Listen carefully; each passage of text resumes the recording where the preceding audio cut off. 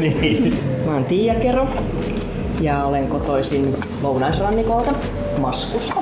Ja mä oon Kimmo Kero ja oon tuolta Kuusankoskelta ihan kotoisinkin, että paikallisia. Tuli tämmönen kahviharrastus ja sitten siitä aikana muodostuu tää liikeidea, että mitä voisi tehdä sitten keksiä jotain uutta.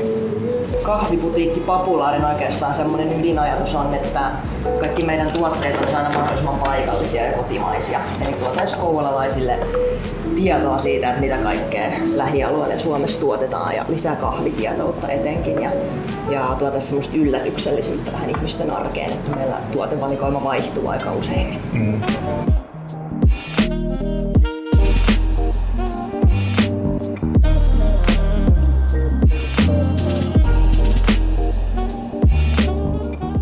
15 vuotta asustellut tuolla Helsingissä Tiian kanssa ja haluttiin tänne muuttaa, mutta töitä täällä on vähän vaikea löytää tällä hetkellä.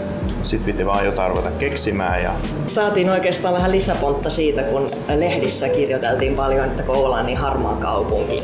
Tylsä paikka ja kaikkea tällaista, niin me innostuttiin siitä, että no hei, niin. Että tonnehan me nyt sit muutetaan, että on muuta. Että... Kaikki haluaa vaan pois täältä, niin me halutaan tänne.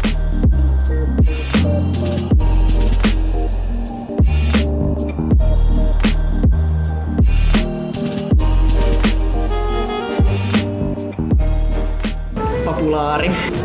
Papulaari. Mä en muista mistä sen tuli. Olisiko se ollut siitä, kun me mietittiin, että meillä on kahvi ja suklaa ja niitä yhdistää papu. Joo. Se laari tuli jostain. Kyllä. Ja myöhemmin itse asiassa saatiin kuulla, että täällä on ollut aikanaan Papulan kahvila Kouvolassa. Eli se on liittynyt siihen Papulan vesitehtaaseen. Vanhat ihmiset muistaa tämän. Kyllä. Papulan tämmöiseen limujakin ollut. Että, joo.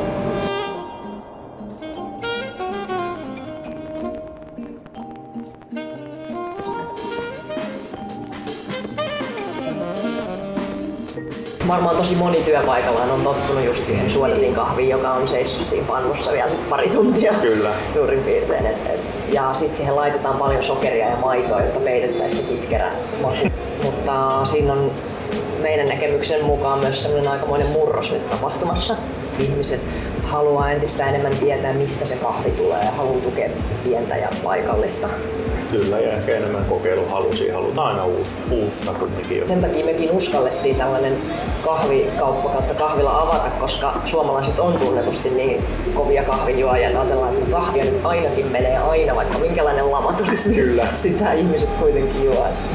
Toivottavasti ihmiset herkuttelee paljon jouluna ja muistaa käydä kahvilla. Niin.